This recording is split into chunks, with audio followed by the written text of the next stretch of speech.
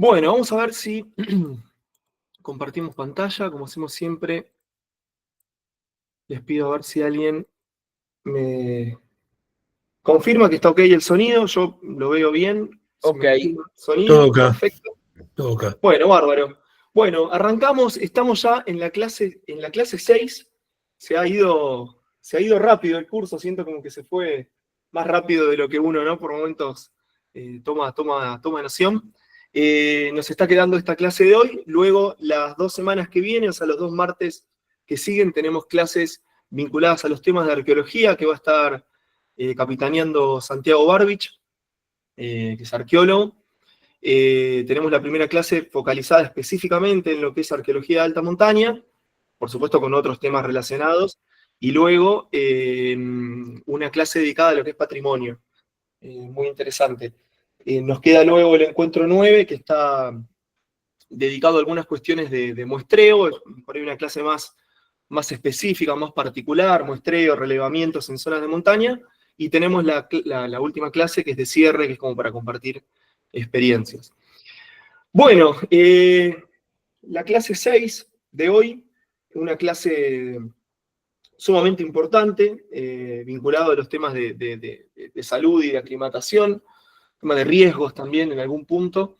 Es un tema delicado, o sea, yo creo que todos los temas son delicados y siempre que uno se anima o intenta de alguna manera sintetizar y compartir como algunos conocimientos, algunas cosas, y nos metemos en campos que no nos son propios o no son propiamente nuestra especialidad, siempre hay un riesgo, ¿no? De que uno va simplificando las ideas, los conceptos, etc. Esto, por supuesto, me ha pasado en el encuentro de ecología, en la clase sobre conceptos de geomorfología o los de geonavegación, pero en los casos que tienen que ver con salud, entendemos que es particularmente más delicado porque, bueno, son temas críticos, ¿no? Yo no digo que la meteorología no pueda ser crítica en una montaña, quizá errarla al pronóstico, bueno, puede ser grave también, pero los temas de salud es muy importante. Lo que hacemos acá es como con muchísima humildad compartir algunas ideas, algunos conceptos que de alguna manera hemos puesto con Santiago, hemos puesto en validación con colegas especialistas, ¿no? Del rubro de la medicina. Bueno, y los compartimos como una introducción. Hay muchísimos temas que no nos animamos a meternos. Pero este año tenemos la suerte que tras esta clase, esta clase breve, vamos a tener la charla de 2 colegas médicos que tienen mucho conocimiento en temas de montaña, así que ahí vamos a poder terminar de por ahí sacarnos algunas dudas. Yo ya mismo tengo muchas preguntas para hacer todo el tiempo. Creo que Francisco ya está conectado, no sé si seguirá conectado. Todo el tiempo le estoy preguntando dudas de esto, de lo otro, así que bueno, nos va a venir muy bien. Bueno, vamos con la clase de hoy como para que nos quede holgado el tiempo cuando terminamos y poder tener una buena franja horaria para la charla de Francisco y Guillermo. Antes de meternos específicamente a los temas de aclimatación, una pequeña diapositiva, una pequeña placa sobre esto de los riesgos, ¿no? Que esto es un enfoque clásico, digamos. ¿Qué entendemos por riesgo? Bueno, hay riesgos, muchos riesgos. El enfoque clásico normalmente hace un análisis combinado de 2 factores. Primero, la peligrosidad que tiene cierto evento. Yo puedo pensar, no sé, en una avalancha o en una tormenta eléctrica y descargas de rayos, por ejemplo. Y bueno, y cada uno de estos eventos o de estas situaciones tiene una cierta peligrosidad, ¿no? Puede ser un riesgo, ahora vamos a ver, como geomorfológico o quizá inherente al error humano esperable en toda expedición. Y después, de alguna manera, analizamos esta peligrosidad que tiene con la probabilidad de ocurrencia que esperamos en una expedición que nosotros vayamos a hacer, ¿no? Y luego eso, últimamente, se suele analizar desde una idea, o se lo suele filtrar desde una idea de vulnerabilidad, ¿no? Nosotros podemos sufrir el impacto, la ocurrencia de un cierto evento peligroso, potencialmente peligroso, como puede llegar a ser una tormenta, pero una tormenta, una avalancha, un deslizamiento, una luz, bueno, una inundación o lo que fuera. Pero, bueno, no es lo mismo cuando nosotros estamos bien preparados, tenemos un buen equipo, tenemos conocimiento sobre el tema, no es lo mismo cómo lo enfrentamos, ¿no? No es lo mismo si yo tengo un accidente, si tengo o no tengo botiquín, si tengo o no tengo conocimientos médicos, si tengo o no tengo buenos equipos para enfrentar ciertas situaciones, ¿sí? Y ahí tenemos como varias cuestiones. La idea de esto no es hacer una burocracia de la montaña, ni mucho menos, pero creo que para quienes son, por ejemplo, guías, o para quienes son coordinadores de equipos que trabajan en zonas de montaña o de alta montaña, o quizá no necesariamente tiene que tener una cuota de gran altitud, puede ser entornos de fuerte aislamiento, por más que no estén a 4.000 o a 5.000 metros. Creo que es importante quienes son cabeza o coordinadores que tienen la responsabilidad de analizar y de velar de alguna manera por la integridad no solamente propia, sino de todos los integrantes, por ahí mirar un poquito esto, ver un poco la posibilidad, la probabilidad de ocurrencia, ¿no? Qué tan probable es que suceda alguna de estas cosas, tener identificado cuáles son los eventos que potencialmente podrían ocurrir y tratar de ver cómo reaccionaría o qué herramientas tenemos para enfrentar eso y qué tan preparado, ¿no?, está nuestro equipo, nuestra cordada, nuestro equipo de investigación o de trabajo, de lo que fuera, ¿no? Y ahí tenemos bueno, esto es la definición que tenemos, ¿no?, que lo estamos mencionando, la peligrosidad como el potencial de peligro inherente al propio fenómeno. La probabilidad de ocurrencia, de alguna manera, se la va conociendo a partir del estudio de ese fenómeno. Sabemos que hay situaciones que son más probables que otras, y de alguna manera podemos estar teniendo eso en cuenta. Y bueno, la vulnerabilidad a partir de esto, ¿no?, las condiciones de amortiguar, resistir o ser resilientes frente a este daño, frente a este problema. Tenemos diferentes tipos de riesgos, muchos están intervinculados, ¿no?, vinculados entre sí. Por supuesto, riesgos biológicos, podemos tener una picadura, siempre decimos en los entornos de alta montaña una pequeña lastimadura, una cosa por ahí no tan complicada, abajo, en una zona urbana, por ejemplo, bueno, en un entorno de aislamiento de alta montaña se nos puede transformar en algo mucho más grande, mucho más complicado. Yo siempre pongo el ejemplo, yo uso lentes de contacto, una basurita en el ojo, que uno no la puede terminar de sacar, te puede arruinar la expedición, te puede arruinar el viaje, ¿no?, nuestro intento de cumbre o lo que sea. Y en particular está todo lo que tiene que ver con los riesgos clínicos, para englobarlo de alguna manera, lo que son traumatismos vinculados a posibles caídas, ¿no?, todo lo que es el mal agudo de montaña, lo que es el apunamiento, edemas, congelamientos, cuestiones psicológicas. A más de uno le habrá pasado, estando en algún viaje, en alguna expedición, que algún miembro del equipo de la cordada se sienta muy fuera de su hábitat natural y por ahí empieza a tener como pensamientos negativos o quizá un ataque de pánico, de ansiedad. Bueno, todo eso es parte del combo que nosotros vamos analizando. Y puntualmente en esta clase vamos a ver algunas cositas, no vamos a ver traumatismo, no vamos a ver primeros auxilios, vamos a ver algunas cuestiones vinculadas a lo que es la aclimatación y un pantallazo muy rápido de lo que es el apunamiento, edemas cerebral y pulmonar, y algunas cuestiones de hipotermia y congelamiento y no mucho más, y ahí nos apoyaremos en la charla que viene luego. Bueno, y este es un poco nuestro punto de partida. Decimos que la montaña en sí, y la alta montaña en particular, es un entorno adverso, ¿no? Es un lugar donde vamos a estar en desventaja y vamos a estar expuestos a condiciones que son de alguna manera contrarias al desarrollo de la vida y a las condiciones de máxima seguridad, etc., ¿no? Entonces tenemos tres factores específicamente a considerar en esto.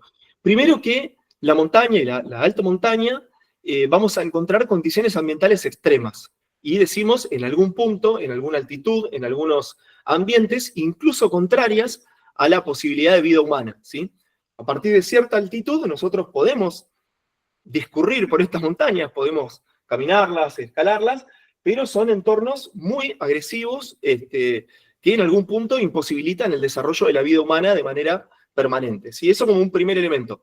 Le tenemos que sumar, por supuesto, a este elemento todo lo que tiene que ver con las condiciones extremas en variables climáticas, ¿no? Vamos a tener condiciones de muchísimo frío, condiciones de fuertes vientos, bueno, etc.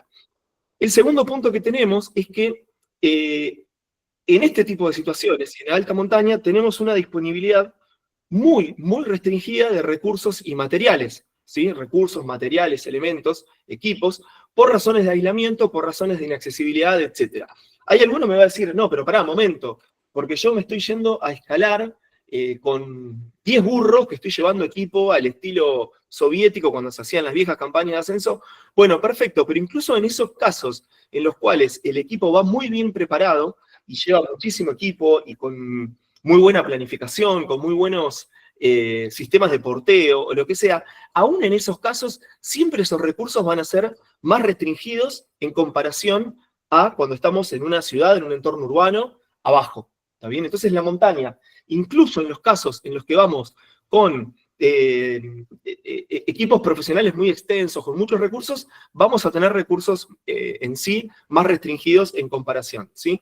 Y el tercer factor, que es muy importante, es que vamos a tener situaciones de inexistencia, directamente inexistencia, o demora en la posibilidad de acceso a una adecuada atención médica, ¿sí? De nuevo, hay alguno que me podría decir, bueno, pero en el Aconcagua, como seguramente nos va a compartir Guille, hay un sistema de previsión, hay un sistema de control que a los montañistas, bueno, de alguna manera los van monitoreando, cómo están de salud, y hay un equipo entrenado y preparado para dar esa asistencia. Sí, pero incluso en esos casos la asistencia, entiendo yo que no es equivalente a la que uno tendría abajo, que puede acceder a un hospital rápidamente. Y ese es el caso quizá muy puntual de la Aconcagua, pero cuando uno se desplaza a algunos otros cerros de casi igual altitud, o igual complejidad, o mayor complejidad, nos vamos a encontrar que no hay nadie, ¿no? Entonces, si nosotros tenemos un accidente en el Nevado del Tachi, de nuevo, una montaña no exageradamente alta ni nada, va a tardar mucho en que llegue esa asistencia médica, ¿sí? Entonces, este tercer elemento es muy importante. Tenemos un ambiente extremo, contrario incluso a la posibilidad de desarrollo de vida permanente. Tenemos recursos muy restringidos y encima contamos con esta demora, como mínimo demora, o incluso en algunos casos es un tiempo que se va a dar por fuera o por encima de los tiempos que se requieren para ciertos problemas. O sea, lo vamos a tener que resolver por nuestra cuenta, ¿sí? El tema de la atención médica. Bien. Acá tengo un esquema de estas figuras 3D, ¿no? Que nos da Google Earth o alguno de estos programas, del volcán Ojos del Salado, desde el lado chileno, desde los Tejos, digamos, más o menos, como para ilustrar un poco ahí de fondo, ¿no? Y, por supuesto, cada cuerpo es un mundo, cada uno seguramente conocerá sus ritmos de aclimatación, o por ahí no los conoce, y bueno, en algún momento lo irán conociendo. O sea, cada persona va cambiando, incluso a lo largo del tiempo. Esto es muy distinto, pero hay ciertos acuerdos que están más o menos comprobados, que nos van marcando como ciertos pisos y ciertos parámetros, ciertos límites, ¿no? Y decimos que, en general, en promedio de promedios, a los 4.000 metros sobre el nivel del mar, 4.000 metros de altitud, acuérdense cómo lo medíamos, ¿no? Que lo estuvimos viendo en clases pasadas, todas las personas que acceden a esa altitud, proviniendo de una baja altitud, por ejemplo, alguien que está en Rosario, en Córdoba o en Tucumán, de repente suben a 4.000 metros sobre el nivel del mar, y es esperable que uno empiece a sentir efectos fuertes sobre el cuerpo por cuestiones de altitud, de hipoxia, ¿no? De falta de oxígeno, incluso estando en reposo. O sea, los 4.000 metros suele ser tomado como si se quiere, como una altitud simbólica de quiebre, que en algún caso podrá ser 3.500, en otra persona podrá ser 4.200, pero a partir de esta altitud ya se empiezan a sentir los efectos de, bueno, por ejemplo, el mal agudo de montaña, ¿sí? Luego decimos que esto es lo mismo, ¿no? Uno podríamos decir si son 5.000 metros, si son 5.100, si son 5.500, lo podríamos discutir, pero, por ejemplo, hay un indicador muy concreto que es que por arriba de los 5.200, 5.250 metros sobre el nivel del mar, directamente ya no hay población humana permanente, ¿sí? O sea, las personas puede ser que accedan a estos lugares, por ejemplo, para tareas de pastoreo, ¿sí? O para, por ejemplo, escalar una montaña, pero acceden y se retiran, ¿sí? No hay poblados permanentes a estas altitudes, 5.250 metros, por ejemplo. Y luego marcamos un límite que podríamos ubicar en torno a los 6.000 metros, de nuevo, puede ser un poco más, si se quiere, pero se trata de una altitud en la cual ya no hay un proceso adecuado de aclimatación. No es que el cuerpo va mejorando conforme pasan los días nuestra estancia en la altitud, sino que es más lo que nos vamos deteriorando de que lo que nos vamos aclimatando, si se quiere, ¿no? Las condiciones ambientales y de disponibilidad de oxígeno son tan adversas que a partir de cierta altitud, que será 6.000, 6.200 de nuevo, depende un poco de cada persona, pero a partir de cierta altitud ya es una altitud muy complicada, una altitud donde ya no hay aclimatación posible, donde de alguna manera las montañas nos dice, retírese, ¿no? Váyase, este no es un lugar apto para la vida, ¿sí? Podríamos haber agregado acá quizá un piso más, ¿no? Que por ahí propio de las montañas, por ejemplo, como del cordón del Himalaya, donde se habla de la zona de la muerte, ¿no? Estas zonas de Dead Zone, son zonas ya directamente donde no solamente no hay posibilidad de aclimatación o posibilidad de desarrollo permanente de la vida, sino que es una altitud tan extrema que solamente se puede estar en esas altitudes durante un periodo de tiempo corto y hay que descender porque la vida peligra rápidamente, ¿no? Pero bueno, esto es interesante, como estos pisos. A partir de los 4.000 metros vamos a sentir efectos concretos, casi todos, estando incluso en reposo, ¿no? Corriendo una maratón. O sea, a los 4.000 metros se suele empezar a sentir. Si esto lo digo, por ejemplo, para los colegas, no sé, que están en Cacho, el Huracatao, digamos, cuando una persona viene de golpe de Buenos Aires o de Córdoba y sube a 4.000 metros, bueno, ahí ya hay algunos riesgos específicos que vamos a estar tomando, ¿no? Luego los 5.250 ya empieza a ser una altitud, de nuevo, de quiebre, y los 6.000 es una altitud extrema, donde ya estamos expuestos a riesgos cada vez más altos. Tenemos ahí dos poblados que se les suele tomar como los récords, ¿no? Está Tuihua en China, en la zona del Tíbet, a casi 5.100 metros, y está La Rinconada en Perú, no sé si lo conocen, es una ciudad bastante grande, que comienza a los 4.850, 4.900 metros, una ciudad minera, o sea, está ahí por la explotación de un recurso particular, y esa ciudad ha ido creciendo sobre los faldeos del cerro hasta llegar a una zona de glaciar que está prácticamente, llega hasta los 5.120 metros, ¿no? Es una altitud como muy notable. Y son los poblados más altos, digamos. Por arriba de esta altitud se encuentran, por ejemplo, puestos, ¿no? Donde quizá un pastor, un arriero puede llevar el ganado un tiempo, un rato, está quizá 1 o 2 noches y se baja, ¿no? No suele haber población permanente y no hay poblados permanentes, no hay ciudades, no hay grandes poblados por encima de esta altitud, ¿sí? Bueno, y si tuviéramos que hacer una especie de hoja de síntesis de cómo nos afecta la alta montaña, cómo nos afecta la altitud, bueno, la verdad que son un montón de cosas a la vez, que se van a ir combinando y se van a ir potenciando unas a otras, ¿no? Como aumentando los riesgos combinados entre uno y otro. Lo primero que vamos a marcar es el descenso de la presión y de la disponibilidad de oxígeno. Esto ya lo vimos en varias clases. Lo vimos en la clase, por ejemplo, de climatología, de meteorología, que tenemos estos gráficos, por ejemplo, cuando estudiamos la escala diabática, ese descenso de la presión que hace que, por ejemplo, las masas de aire se enfríen o las bolsitas de papas Lay's terminen estallando por los cambios de presión, bueno, también va a afectar al cuerpo humano, ¿sí? Por la propia presión, la muy baja presión que tenemos a ciertas altitudes afecta ya de por sí algunos tejidos, el cuerpo, pero sobre todo por la disponibilidad de oxígeno, que lo vamos a ver en detalle un poquito ahora en unas diapositivas. Luego ya sabemos, a partir de la clase de climatología que estuvimos estudiando, que tenemos un descenso inevitable de la temperatura, el descenso es muy marcado, hasta temperaturas bajo cero muy, muy extrema, y en paralelo a eso tenemos un descenso de la humedad. ¿Se acuerdan de esto que estuvimos estudiando de la humedad relativa y las escalas adiabáticas, cómo se combinan? Cuando llegamos a una altitud de 5.000, 5.500, 6.000 metros, la humedad que tiene el aire es de por sí tiene unos límites como muy bajos, ¿no? No puede contener mucha humedad. Y esta combinación entre el descenso de la temperatura y el descenso de la humedad nos va a generar aire muy frío, extremadamente seco, que no va a ser bueno para nosotros, combinado con otro problema que es la escasez de agua líquida. Entonces estoy en un entorno donde necesitaría estar hidratándome de manera constante y de repente puede ser un entorno muy árido e incluso cuando hay cierta humedad, muchas veces me voy a encontrar con el agua en estado sólido. Voy a encontrar un nevero, voy a encontrar nieve, pero voy a encontrar agua líquida, lo cual va a dificultar la posibilidad de hidratación.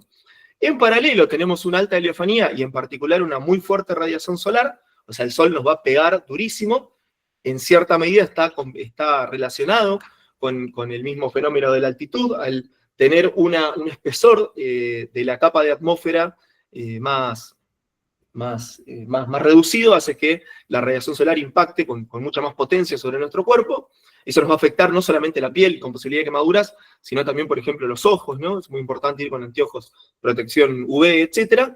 Sumado a esto, muchísimas veces, diría que es la regla, tenemos geografías muy accidentadas, pendientes muy fuertes, o incluso cuando vamos a las montañas del noroeste argentino que quizá no tienen pendientes tan escarpadas, tan expuestas, como mínimo vamos a tener rocas sueltas, o sea, nos va a favorecer la posibilidad de accidentes, y tenemos ambientes agrestes, donde nos vamos a encontrar en diferentes pisos, ¿no? Obviamente depende de cada lugar, con, por ejemplo, espinas que nos van a atravesar la suela de los zapatos, posibilidad de picaduras de diferentes insectos, no necesariamente mortales, pero sí que pueden ser complicados, y a veces tenemos agua de dudosa procedencia, porque puede venir cargada de minerales.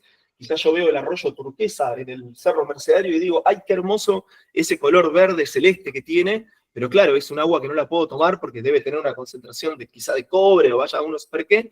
No todo el agua es potable. Y después una cosa muy común, que por ejemplo Tito Aramayo, cuando contó las experiencias ahí de rescate en el Cachi, contó, por ejemplo, esto de que a pesar de que el agua es muy pura en las nacientes y las vertientes, la presencia de ganado a veces puede ser, sobre todo si no venimos acostumbrados a tomar este tipo de agua, que nos genere nada, que nos afloje los intestinos, ¿no? Y tengamos un cuadro ahí de diarrea, etc.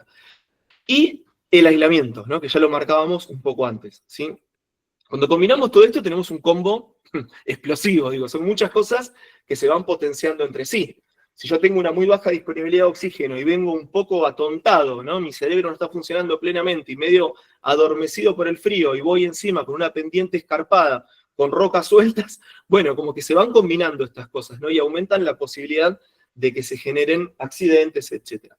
Bueno, respecto a los factores climáticos, esto es más bien un repaso, la idea no sería dedicarle tanto tiempo, pero sabemos que la proporción de oxígeno en el aire, o sea, el aire es una combinación de diferentes gases, la proporción de oxígeno es más o menos la misma en toda la atmósfera, pero sí cambia mucho su densidad, ¿sí?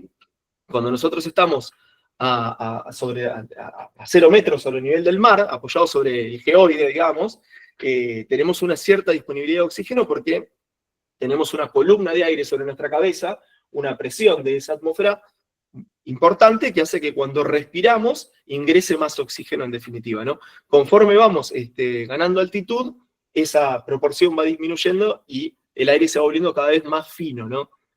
La posibilidad de incorporar oxígeno a nuestros pulmones va siendo cada vez más limitada, más acotada, ¿sí? Esto tenemos ahí unas tablitas, esta tabla la mencionamos ya también, se suele aceptar, esto cambia si estamos en el Ecuador o si estamos en el Monte Vinson, en la Antártida, esto ya lo hablamos también, pero en principio, como para tener un gran promedio, se suele aceptar que a los 5.500 metros de altitud, más o menos tenemos media atmósfera, ¿sí? O sea que a los 5.500 metros de altitud, cuando respiramos, la cantidad de oxígeno que está ingresando a nuestros pulmones es la mitad. Entonces eso, por supuesto, si respiro 2 o 3 veces, no es algo que quizá uno vaya a notar de una manera tan grave, pero con el correr de las horas va generando un deterioro, ¿no? Y se va notando. Por supuesto, cuando seguimos ascendiendo, a ver si pusimos por acá, no sé, por ejemplo, los 7.000 metros que prácticamente tiene el Aconcagua, que nos van a estar contando algo los chicos dentro de un rato en la charla, tenemos un 40% de atmósfera, ¿no? Como hay una disponibilidad del 40% en la cumbre del Aconcagua. Bueno, esto es algo muy, muy serio a tener en cuenta. El tema del descenso de la temperatura, siento que es un poco un repaso esto, pero bueno, lo volvemos a ver. Sabemos que tenemos, por esta propia pérdida de densidad, digamos, y de presión de la atmósfera, hay procesos de enfriamiento de estas masas de aire, estas escalas adiabáticas secas y húmedas. Esto ya lo vimos, ¿no? Como una masa de aire, incluso cuando uno pudiera imaginar que no tiene intercambios, ¿no? De energía con los cuerpos circundantes, por el solo hecho de ascender va a ver disminuida su temperatura, ¿no? Y eso tiene una escala que más o menos lo hemos podido estudiar, que se calcula en algo así como entre 6 y 10 grados cada 1.000 metros. Depende un poco de la zona. Suele tomar 6 grados y medio cada 1.000 metros, suele ser una buena medida, ¿no?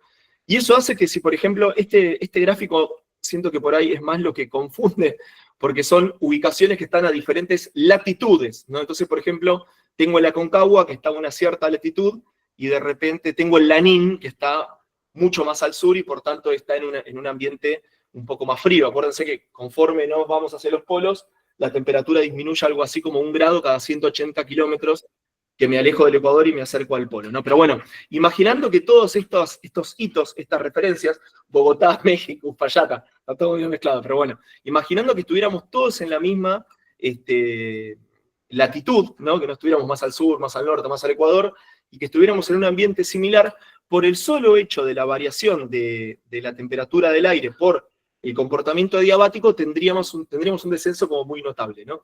Entonces, suponiendo que estoy a 0 metros sobre el nivel del mar, con una temperatura, por ejemplo, de 20 grados centígrados, cuando me ubico en lo que sería, por ejemplo, la cima del Lanín, cuando a los 0 metros hubiese 20 grados, en la cima voy a estar teniendo una temperatura ya por debajo de los 0 grados. 6 grados bajo cero, por ejemplo, ¿sí? Y cuando llego, por ejemplo, a la cima de la Aconcagua, voy a estar con 26 grados bajo cero, 25, 30 grados bajo cero, ¿de acuerdo? Esto, entonces, nos está marcando algo notable. Digo, cuando estoy sobre el nivel del mar, 0 metros sobre el nivel del mar, puedo tener temperaturas templadas o hasta cálidas, pero casi indefectiblemente en las grandes alturas voy a tener temperaturas muy, muy bajo cero, ¿no? Cuando estoy en la Aconcagua es difícil encontrarse en la cumbre con 30 grados, creo que es casi imposible, ¿sí? Por este comportamiento de las masas de aire, ¿sí? Entonces eso, muy importante a tener en cuenta, y es de alguna manera la explicación, la fundamentación del porqué del descenso de temperatura inevitable conforme ascendemos. El tema de la humedad y la sequedad del aire, esto lo vimos cuando estudiamos de nuevo en lo que es el punto de rocío. Veíamos, por ejemplo, que suponiendo un cubo, no sé, como una cápsula, una burbuja de 1 metro cúbico de aire, si lo tuviéramos a 10 grados centígrados, podría tener 9 gramos de agua en este metro cúbico. Si ese mismo metro cúbico estuviera a 30 grados centígrados, podría contener mucho más agua, podría retener mucho más agua, ¿no? Estos son leyes del comportamiento de los fluidos, eso se estudia en algún momento en el secundario.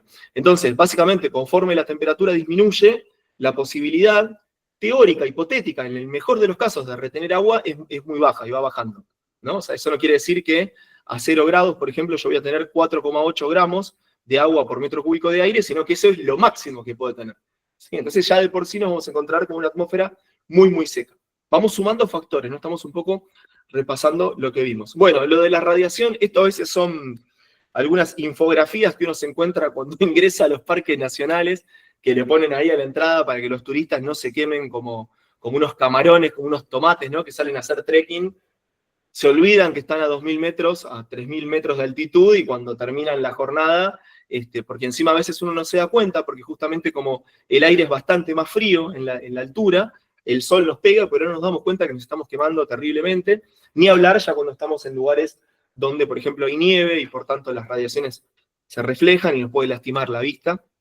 Pero bueno, hay ahí algunas estimaciones que plantean de que cada 1.000 metros la potencia, digamos, de los rayos ultravioletas aumentan en un 10% aproximadamente. De nuevo, ¿no? Podríamos hacer una cuenta, imagínense lo expuesto que estamos cuando estamos, no sé, estamos en la cumbre del Lanín o en montañas aún más altas, ¿no? Como que es muy, muy complicado para nuestro cuerpo, para nuestros ojos, para nuestra piel. Bueno, esto sería un poco un prolegómeno, es de alguna manera algo que ya estuvimos revisando en las clases pasadas, ¿no? Y ahora pensamos, por ejemplo, esto digo, lo pensaba con el ejemplo del Cachi, porque sé que hay muchos colegas ahí de la zona que trabajan en la zona de montaña, como para que nos entiendan a veces, porque me pasaba en agosto, cuando estuvimos haciendo ahí unos cursos con colegas de La Puerta y Luracatao, que claro, son todos personas que viven y trabajan a cierta altitud ya de por sí, ¿no? Viven no sé, alguien que vive en Alumbre está viviendo a casi 3.000 metros, o alguien que está en La Puerta está a 2.600 metros de altura. En Cachi, aunque sea, uno está a 2.400 metros. Entonces hay una altitud de por sí que es una altitud de piso, ¿no? Ahora, cuando de repente va un turista de Buenos Aires, o de la ciudad de Salta, o de Tucumán, o de Entre Ríos, bueno, está viniendo de una altitud muy inferior, y no tiene ese proceso de aclimatación ganado, que a veces hay hasta componentes genéticas en las personas que viven desde generaciones en esos lugares que tienen cierta altitud. Pero bueno, esto es suponiendo a alguien que se traslada desde el llano, digámosle. El llano no sería la palabra más precisa, desde un lugar de baja altitud, ¿no? Cercano al nivel del mar, ¿no? Entonces decimos, si quienes estamos en el llano, por ejemplo, no sé, en Buenos Aires, o yo ahora estoy en Bahía Blanca, debe estar acá 30 o 40 metros sobre el nivel del mar. Bueno, si quienes estamos en el llano, viviendo a nivel del mar, nos trasladáramos súbitamente, o sea, pudiéramos hacer así, y estamos en la cima del Nevado de Cachi, ¿no? Un cerro que se lo suele considerar no tan alto. Es un cerro que se lo suele subestimar mucho y en parte por eso hay tantos accidentes. ¿Sí? Si nos trasladáramos súbitamente a la cima del Cachi, automáticamente empezaríamos a sentirnos mal. ¿Sí? Empezaríamos a tener una sensación de mareo por la falta de oxígeno y muy posiblemente, esto depende de cada persona, pero muy posiblemente perderíamos el conocimiento en unos 10 minutos, 15 minutos. ¿Sí? O sea, si yo en este momento me trasladara a la cima del Cachi y no tengo ningún proceso de aclimatación previo, es probable que en unos 10, 15 minutos me termine desmayando. ¿Sí? Pierdo el conocimiento. Digo, esto como para tener conciencia, digamos, de lo potente que es. Si ese mismo proceso sucediera en la cima del Monte Everest, esto mismo, o sea, esta pérdida de conocimiento llegaría en menos de un minuto. ¿Sí? En menos de un minuto estaríamos ya desmayados, digamos, en la cima del Everest, ¿no? Y esto tiene que ver con este proceso de pérdida de presión y de falta de disponibilidad de oxígeno en estas grandes altitudes, ¿no? Lo mismo aplicaría para la Aconcagua o para cualquier otra gran montaña de la que estamos hablando.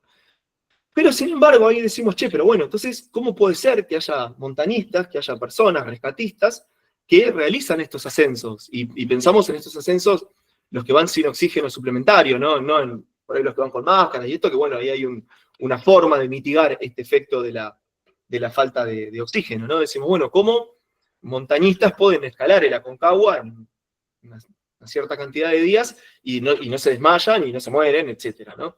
Bueno, y ahí tenemos tres grandes elementos, que son el entrenamiento, que son, bueno, luego lo que es los procesos de adaptación y lo que es la aclimatación propiamente. Ahí se sumó Guillermo. Guillermo, ¿cómo estás? Bienvenido. Estamos a veces en una clase introductoria y en un ratito pasamos a las charlas tuyas y de Francisco. Decimos, tenemos para estos ascensos, digamos, por ejemplo, al Monte Everest o a los 8000 o a la Aconcagua mismo, se pueden hacer en parte por estos tres elementos, ¿no? Una cuestión de entrenamiento, una cuestión de adaptación y una cuestión de aclimatación. Bueno, el entrenamiento es algo que se da previo a la expedición y mejora la resistencia, la fuerza, la capacidad de oxigenación de una persona, etcétera, ¿no? Y es algo indiscutible, o sea, una persona bien entrenada le va a ir mejor en la montaña, le va a ir mejor en la alta montaña. Ya sé que alguno está levantando la mano o está pensando, diciendo, bueno, pero en realidad yo no entreno tanto y me va bien, y aclimato bien, no me desmayo. Perfecto, puede ser que tenga un proceso de aclimatación rápido, que tenga una cierta constitución genética que lo ayude, etcétera, pero si entrena seguramente le va a ir mejor. Es algo que creo que nadie discute. O por ahí alguno puede pensar, me ha pasado a veces con algunos colegas muy, muy bien entrenados, que quizá la altura les pega mal, e independientemente del superentrenamiento que tienen, la pasan mal, ¿no? Y están apunados ahí 2, 3, 4 días. Perfecto, digo, una persona muy entrenada se puede apunar también. Pero estaría peor si no llega entrenada a la montaña. ¿Me explico? O sea, el entrenamiento no define de por sí si te vas a apunar o no, pero va a mejorar de por sí las condiciones, ¿no? Entonces es un elemento muy importante eso, a considerar, ¿sí?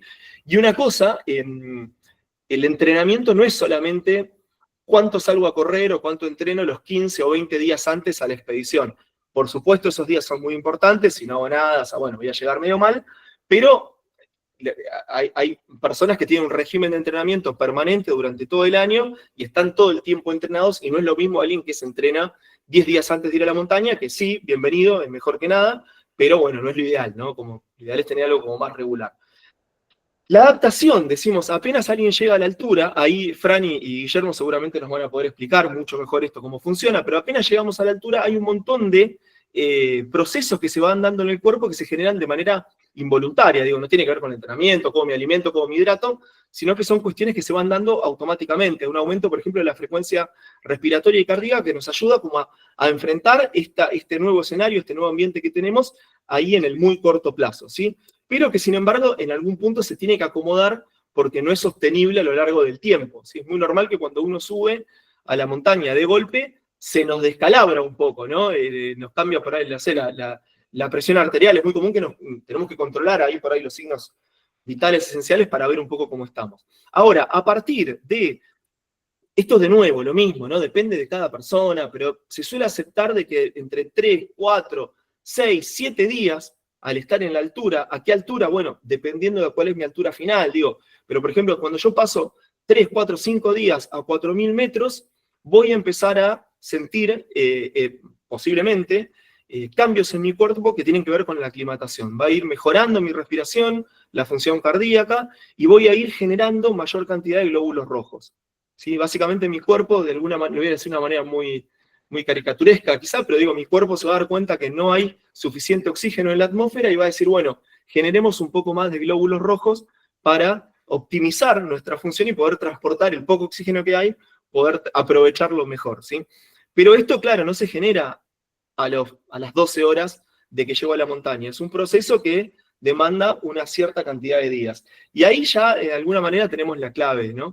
Si nosotros vamos a ir a ascender una montaña de 6.500 metros y podemos estar haciendo un proceso de aclimatación a los 4.000, 5.000 metros, lo podemos planificar con un montón de otros componentes para optimizarlo aún más, digo, pero si podemos pasarnos 10, 15 días a 4.000, 5.000 metros, vamos a llegar a ese intento de cumbre, a esa expedición, vamos a llegar con nuestras posibilidades aumentadas en un 300% en comparación a si vamos en 3 días, ¿no? Y queremos subir y bajar muy rápidamente, ¿sí? Importante esto. Y otra cosa importante, que entiendo que también depende mucho de cada organismo, de cada persona, es que el efecto fuerte de la falta de oxígeno, digamos, de lo que es el apunamiento, no se genera tan rápidamente. Por lo menos a mí en particular me pasa.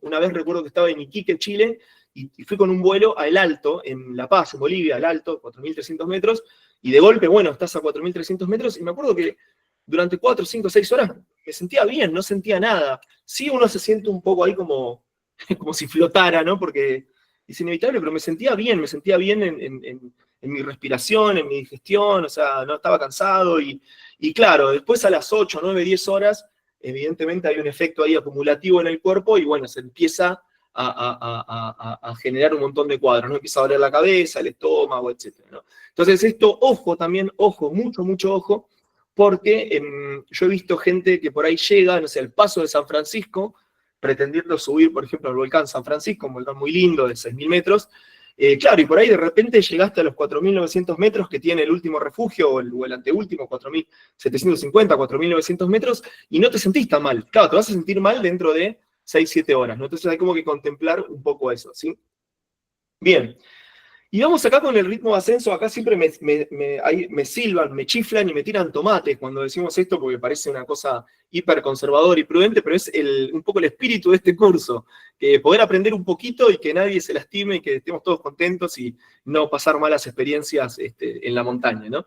Y decimos, bueno, que las recomendaciones son de que cuando estamos por encima de los 3.000 metros, quizá puede ser antes, 2.500 metros, pero pongamos por encima de los 3.000 metros, la recomendación es tratar de no subir más de 500, 600, 700 metros de desnivel, de ganancia de altitud, por día. O sea, si yo estoy en 3.000, lo ideal es que mañana suba a 3.500, pasado a 4.000 y así, en ese ritmo. No es que estoy a 3.000 y mañana voy a dormir a los 5.500 metros. La idea es evitar los cambios abruptos, ¿sí? Esto lo digo, por ejemplo, para los colegas del CACHI o esto, cuando viene un grupo de turistas que nos cuentan cómo va a ser cómo planearon el ascenso, ahí uno le pregunta y le dice, bueno, pero ¿cuántos días vas a estar? ¿Dónde van a ser los campamentos? Y uno va viendo un poco esto. Si es una cosa aventurera, imprudente, o no, o es algo más razonado, más pausado, ¿no? Bueno, y después decimos que se recomienda nuevamente tener un día adicional de descanso por cada 1.000 o 1.200 o 1.500 metros, como mucho, de ascenso acumulado, ¿sí? O sea, si yo, por ejemplo, estoy a 3.000, subo a 3.500, después subo a 4.000, descanso un día. O sea, al día siguiente no sigo ascendiendo, sino como que quedo en ese lugar. Si puedo hacer algo de ejercicio, pero más tranquilo, y descanso. Y luego continúo ese ascenso, ¿sí? Y luego, ya creo que se suele aceptar, hay varias ahí postulados y varias escuelas respecto a esto, pero se suele aceptar que es más favorable para el proceso de aclimatación lo que son los ascensos progresivos y de rotación, ¿no? Como por ahí estoy a 4.500 metros acampando y subo hasta los 5.500 y porteo equipo, o no hago nada, simplemente subo y vuelvo a bajar. Esta idea de escalar alto y dormir bajo se lo suele sugerir también como algo que favorece el proceso de aclimatación, ¿sí? Bien, y entonces ahí pensaba, digo, bueno, vamos con la cumbre del Libertador San Martín, con la cumbre principal del Nevado de Cachi, ¿no? Una montaña hermosísima. Y decimos, bueno, ¿cuánto tiempo tendría que tener alguien que viene, por ejemplo, de Tucumán, o que viene de Corrientes, para hacer un ascenso a la cumbre del Libertador San Martín, al Nevado de Cachi, digamos, tranquilo, ¿sí? Como minimizando los factores de riesgo que tienen que ver con la falta de aclimatación, ¿sí? Y nos da estos valores que tenemos acá en esta tabla, ¿verdad? Entonces, por ejemplo, decimos, bueno, supongamos que estoy en la ciudad de Tucumán, el primer día llego a la ciudad de Cachi, perfecto, y quizá voy hasta Las Pailas y descanso, 3.000 metros. Ya ahí me están mirando los colegas de Tucumán con cara diciendo, ¿qué me voy a quedar a los 3.000 metros? Recomendación de una propuesta muy prudente que aseguraría, o por lo menos potenciaría las posibilidades de no terminar sufriendo algún tipo de malestar de apunamiento, ¿sí? Luego, al siguiente día, lo que sería el día 4, iríamos, por ejemplo, a la Quebrada de las Pailas, acamparíamos unos 3.600 metros, luego podríamos ir hasta Piedra Grande, muchos de ustedes seguro deben conocer este recorrido, y en Piedra Grande acampo y descanso otro día más. Y ahí me están mirando, ya me imagino, diciendo, no, pero está loco, ya vamos día 6 y estoy en Piedra Grande recién. Bueno, luego, por ejemplo, el día 7 podría ir hasta Isla de Piedra, y el día 8 al Anfiteatro Kun, ese lugar tan hermoso, ya casi al pie del nevado, ¿sí? Y descansar un día ahí. Y luego sí, rápidamente, por ejemplo, clásico, el glaciar Hoiga, una campe 5.650, un poco más, un poco menos, y al otro, un campamento livianito, y al otro día, ataque de cumbre, regreso hasta ese campamento alto del glaciar Hoiga, desarmar y bajar. ¿Hasta dónde? Y hasta el Anfiteatro Kun, o idealmente mucho más abajo, ¿no? Y ahí uno dice, bueno, pero ¿quién tiene tanto tiempo? Que es una pregunta común, ¿no? Todos enojados así, diciendo, bueno, pero no, 11 días para ir al nevado de Cachi. 11 días, e incluso yo diría, bueno, alguien que nunca estuvo a semejante altitud, no 11 días, nada, o sea, tiene que empezar quizá con otro tipo de montaña, mucho más prudente, ir probando de alguna manera cómo nos vamos sintiendo, cómo reacciona nuestro cuerpo a diferentes altitudes. No es una gran idea si nunca subí una montaña ni de 4.000 metros, de golpe ir a una montaña de 6.400, ¿sí? Pero incluso quienes tienen experiencia y no vienen de un proceso de aclimatación previo, no es que la semana pasada subieron a la CAI y la semana anterior subieron al Tujle, ¿no? Que vienen ganando altitud y evidentemente deben venir aclimatando. Digo, bueno, alguien que hace rato que no está en la altura y que se va a ir a subir al Nevado de Cachi, bueno, lo ideal sería poder contar con un tiempo así. Eso nos ayudaría a minimizar la probabilidad de ocurrencia, volviendo a la primera diapositiva, de unos cuadros de apunamiento que pueden derivar en cosas peores, ¿sí? Y bueno, esto yo ya lo sé, digamos, pero subir al Nevado de la CAI, por ejemplo, en 2 días es imprudente, ¿sí? O sea, nuestra conclusión tiene que ser esa, subir al Nevado de Cachi en 3 días es imprudente. Partiendo de este esquema, ¿no? Alguien que viene desde abajo, ¿yo puedo subir al Nevado de Cachi en 3 días? ¿Puedo? Sí, por supuesto. Puedo subir al Nevado de Cachi en 2 días, puedo subir al Nevado de Cachi en 1 día, como en los relatos de rescate que tuvimos en una de las primeras charlas. Digamos, puestos en situaciones extremas, yo puedo subir muy rápido, pero eso tiene un costo y tiene un riesgo muy grande. Hay un video que usamos en una de las primeras clases de un muchacho muy bien entrenado, evidentemente, la verdad que no lo conozco, es un video que está en YouTube, que sube desde Santiago de Chile hasta el Nevado de Plomo, creo, no me acuerdo si es el Nevado de Plomo. Está por ahí el link en las presentaciones de esas clases. Sube sin, digamos, sin carpa, sin bolsa de dormir, sube con una ropa muy buena, muy ajustada, liviana, pero como digamos, un trequinero tipo trail, ¿no? Y sube rápidamente hasta el Nevado de Plomo, por arriba de los, no me acuerdo la altitud exacta, pero si no me equivoco, 5.500 metros, y desciende en el día muchos kilómetros, mucho diferencial de altitud, miles de metros de diferencial de altitud, sube y baja y le va bien, ¿sí? Pero ahí uno pensaría, digo, bueno, ¿qué pasa si a ese muchacho, el Nevado de Plomo es muy transitado, digamos, habría seguramente quien lo pudiera auxiliar, socorrer, etcétera, pero digo, en una montaña muy aislada, ¿qué pasa si uno va y cuando estás a 5.400 metros pisás mal y te quebrás un tobillo? ¿No? O sea, cómo con esa ropa vas a enfrentar una noche que va a tener una temperatura, no sé, de 15 grados bajo cero, ¿no? Y sobre todo, ni siquiera agregando factores externos como puede llegar a ser el frío, ¿qué va a pasar en ese cerebro, en esos pulmones, cuando pasen las horas, pasen los minutos, pasen las horas, y nosotros sigamos estando a 5.500 metros y no descendamos, no vamos a este ascenso y descenso rápido? Bueno, es posible que no sé, esa persona termine teniendo un edema cerebral, un edema pulmonar, ahí los chicos nos van a ayudar a desasnar, pero digo, subir de golpe a 5.500 metros, 6.000 metros, se puede hacer evidentemente con entrenamiento, pero no es prudente. Entonces acá apelamos a la prudencia, digo. Entonces el ideal, si vamos a subir al Nevado del Cachi, es tener 10, 11 días, 12 días. De paso lo disfrutamos, vamos conociendo los lugares, no vamos a una carrera contra no sé quién para hacer cumbre y decir, ¡ah! Soy el mejor y bajo, ¿no? Como voy disfrutando los lugares, charlando, ¿sí? Transitándolo de una manera como más tranquila. Esa es un poco la recomendación. Y otra cosa muy importante es que, digo, independientemente de la ganancia de altitud, independientemente del desnivel que se enfrenta, acá usamos siempre el esquema de el volcán Lanín y el Yayaco, dos montañas que quiero mucho, mi familia de Neuquén, y Lanín siempre muy emblemático, y bueno, Yayaco en Salta ni hablar. Esto, digamos, ¿no? Por ejemplo, cuando uno analiza el diferencial de altitud que hay desde el campo base del Lanín, el campo base regular, ¿no? El ascenso regular, la vía normal, digámosle, y el campo base, no sé si hay un campo base regular, pero lo que sería como la zona del cementerio, en el Yayaco a la cumbre, lo que vemos es que el desnivel que tiene el Lanín es mayor, digamos, incluso la pendiente que tiene buena parte de los tramos es mayor, y además, por lo general, vas haciendo ascenso por los neveros, tenés que ir cramponeando, y el Yayaco puede ser que en ciertos momentos del año no, o por lo menos no en todo el recorrido. Pero claro, o sea, sin embargo, lo que es inevitable pensar es que la cumbre del Lanín está por debajo de la altura de donde vos empezás ese campo base del Yayaco, ¿no? Entonces, vos arrancás esta expedición, la parte más dura del ascenso al Yayaco, en un punto que está por arriba de la cumbre del Lanín, de la cumbre del Domullo, ¿no? O sea, es una altitud muy grande.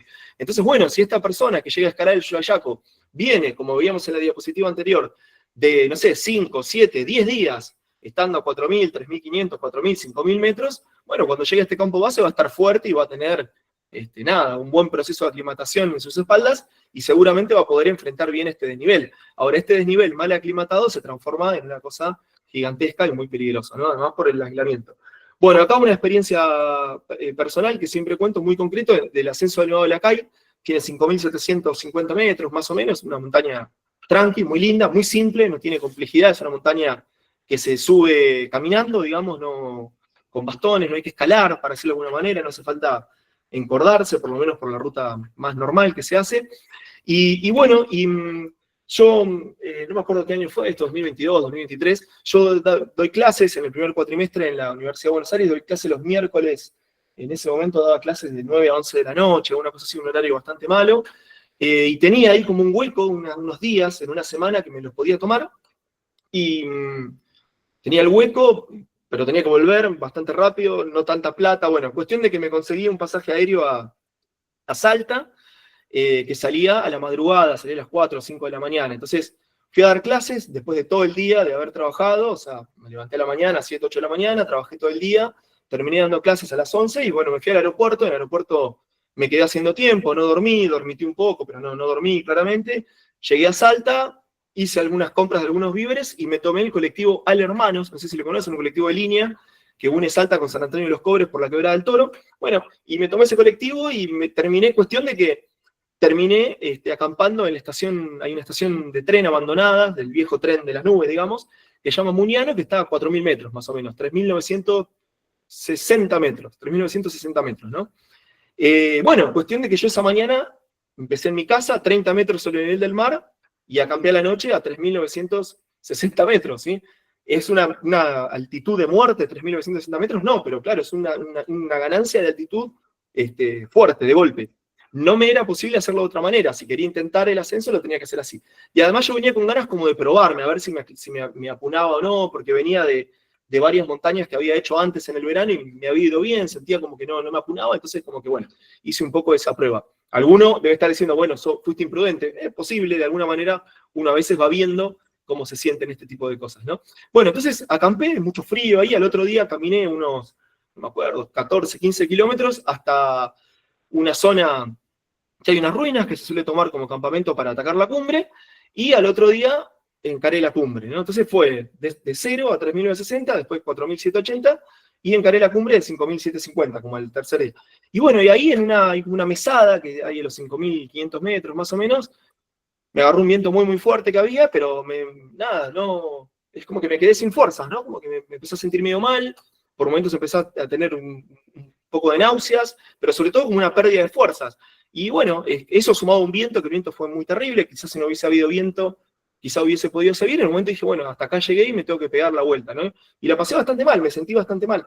Terminé bajando hasta el campamento donde había dejado la carpa, y nada, no pude comer, como muy mal así en términos digestivos, ¿no? Como que quedé mucho dolor de cabeza, estaba recontrapunado, en definitiva. Al otro día me volví caminando hasta la ruta y me volví, digamos, para Salta. Eran los días que tenía, no tenía más días y quería hacer un poco esa prueba y me fue así de mal, digamos, ¿no? Entonces, este intento de ascenso en 3 tirones, para mí fue mucho.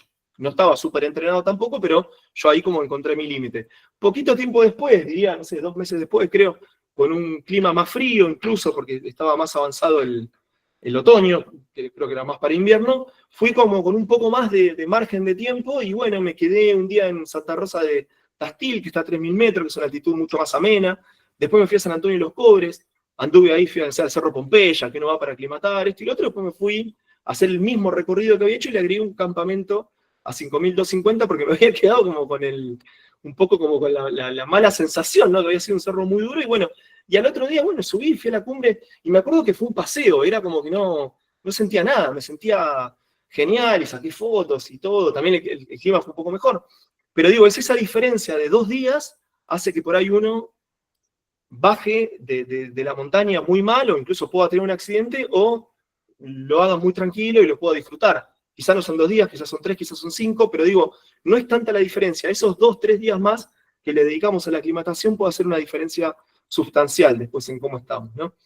Y por supuesto en todo esto está la cuestión de la hidratación, de la correcta alimentación. No vamos a ir a comer comida súper pesada. Ahora después, Fran, no, eso, Fran lo va a trabajar seguramente en la charla dentro de un rato. El descanso y la recuperación y el equipo, o sea, es todo un combo esto, por supuesto, ¿no? Pero estoy focalizando en lo que son los ritmos de ascenso. Ritmos de ascenso muy vertiginosos van a favorecer que básicamente nos apunemos y quizá pase algo peor, ¿no? Bueno, vamos acá a esto como una especie como de mini resumen, más que nada como para que sirva ahí de punto de partida, o bueno, como para que haya algo para que los chicos puedan apoyar también la charla. Decimos, bueno, que hay afecciones por la alta montaña y afecciones en la alta montaña, ¿no? Debido a la altitud, se suele tomar estas 3 cosas: mal agudo de montaña, el edema cerebral y edema pulmonar. Debido al frío, hipotermia y congelamientos. Debido a radiación solar tenemos quemadura, ceguera a la nieve, bueno, varias cosas que no vamos a poder abordar en esta clase, tampoco podríamos. Y debido a la geografía del aislamiento a los ambientes, vamos a tener traumatismo, que es muy común, o sea, una caída, entonces me quiebro, me lastimo, me golpeo, y otras cosas, que puede ser una picadura, algo que me clavo, ¿no? En el pie, bueno, etcétera, ¿sí? Vamos, ¿cómo estamos de hora? Se escucha bien, ¿no? Estoy medio a ciegas, estamos a las 7:05 pasadas. Bueno, creo que vamos bien. ¿Estamos bien de sonido? Sí, perfecto, gracias, Lorelei. Bueno, mal agudo de montaña, o puna, tiene varios nombres. Normalmente nosotros decimos, bueno, me apuné, estoy apunado, ¿no? Estoy en, no sé, en La Quiaca, o estoy en Abrapampa, Jujuy, y veo que vienen turistas por la ruta recorriendo y caen a la guardia que le pongan oxígeno porque están apunados, ¿no? Bueno, ¿qué es esto del apunamiento? Bueno, tiene que ver con esta falta de aclimatación, tiene que ver con la hipoxemia, tiene que ver con la falta de disponibilidad de oxígeno que tenemos a estas grandes altitudes, y es directamente proporcional a la altitud, digo, ¿no? La probabilidad de apunarme a 3.000 metros es una, la probabilidad de apunarme a los 4.000 es otra, y a los 5.000 creo que ya no se salva a nadie, digamos, ¿no? Por lo general se da a partir de los 3.000 metros sobre el nivel del mar. Esto es muy relativo, yo he visto gente que llega a Tilcara, 2.450, 2.500 metros de altitud, y no se siente bien, y por ahí comen una empanada y parece que, ¿no? Como que hubiesen comido, no sé, una cosa terrible y súper pesada. Entonces, depende de cada persona, pero por lo general a los 3.000 ya empieza a haber síntomas, ¿no? Siempre decimos esto: a partir de las 6 horas, de las 8 horas, es cuando se empieza a sentir con mayor intensidad. Y decimos, por ejemplo, que afecta al 50% de las personas que ascienden medio de golpe a 4.000 sin aclimatar. Una de cada 2 personas que sube a 4.000 medio de golpe sin aclimatar lo afecta. Yo me olvidé de contarles esto, perdón que vuelvo para atrás, en este primer esquema, cuando yo estuve en Muñano, que subí de golpe a los 4.000 metros, no sentí nada, me sentía bien. Cuando caminé al otro día, hasta los 4.780, no sentí nada, me sentía re bien. Y me mató cuando subí un poquito más en el tercer día. Fue algo evidentemente acumulativo que se fue agravando, digamos, a lo largo de esos 2 o 3 días, ¿no? Esto decimos, 50% de las personas que suben a 4.000, no quiere decir que si no lo sentiste no te puedas apurar un poquito después, ¿no? Y decimos que no es mortal, o sea, no te va a matar la puna, a menos que avance o que se complique, por ejemplo, a un edema cerebral, ¿sí? De alguna manera, yo esto no estoy muy seguro, pero entiendo que se lo suele como analizar como una especie de posible continuum, ¿no? Entre unos cuadros al otro, como que una puna que no se trata y que se agrava puede derivar a un edema cerebral. Bien, y tenemos como síntomas, bueno, dolor de cabeza, todos los problemas gastrointestinales, que puede ser náusea, a veces puede haber diarrea, pero bueno, todo el malestar, digamos, estomacal, lo más común es náusea, vómitos directamente, fatigas, a veces mareo, a veces alteraciones en el sueño, ¿sí? Alteraciones en el sueño siempre decimos, ojo, porque es muy común, todos sabemos que por ahí cuando dormimos, no sé, a 5.500 metros, uno no duerme bien, ¿no? Como que dormís ahí entrecortado y sabemos que es por la altitud, cuando ya nos conocemos sabemos que es por la altitud. Pero también es verdad que cuando uno duerme en la montaña, a veces duerme pasando un poco de frío, sobre rocas. Hay gente que además no le gusta esa soledad y duerme como ahí con pensamientos medio oscuros, ¿no? De que va a aparecer algo. Entonces, como que hay que distinguir lo que es una alteración del sueño propio por el fenómeno de la altitud a lo que tiene que ver con que, bueno, estoy durmiendo incómodo, fuera de mi lugar normal, etcétera, y está bien, ¿no? Pero bueno, sería como uno de los síntomas la alteración del sueño. Y, bueno, ¿cómo se previene? Nosotros vamos más que al tratamiento, que acá te podemos dejar tratamientos, se lo dejo más a los chicos, pero digamos, nos interesa más prevenir lo que no nos suceda. Bueno, es un ascenso suave, y un ascenso paulatino, y un ascenso que es personalizado, creo yo. Si, por ejemplo, mis compañeros de cordada en 3 días están joya para estar a los 4.000 metros, y yo no, bueno, fantástico por ellos, me tendrán que esperar, o quizás está mal armada la cordada, quizás estamos en niveles técnicos o de entrenamiento diferentes, y yo necesitaría buscar una cordada más acorde a mi nivel, o buscar compañeros más sensibles que estén dispuestos a esperarme un día más, ¿no? Y digo, pero ahí es eso, digo, no hay un manual de cuántos días, cada uno tiene que ir conociéndose, pero lo que es claro es que el ascenso paulatino es algo que va a disminuir esta posibilidad de que se genere el apunamiento, el mal agudo de montaña. El tema de la hidratación es muy, muy importante, o sea, estar muy, muy bien hidratado. Se habla de 3 litros por lo menos por día, más, hay quienes dicen más, hay quienes dicen, no, bueno, en realidad no hace falta tanto, pero sí está aceptado de que hay que tomar mucha agua para ayudar un poco al proceso de aclimatación y que no nos pegue la puna, una alimentación liviana, adecuada y descanso. O sea, es importante descansar. Si estamos muy sobreexigidos, si estamos quemados, para decirlo de alguna manera, es más probable que se nos presenten estos cuadros de apunamiento. O sea, el agotamiento extremo favorece también que se manifiesten estos cuadros, ¿no? Y decimos que todo esto es, por ejemplo, la hidratación no es solamente mientras estoy escalando, mientras estoy haciendo el ascenso, sino que también es previa.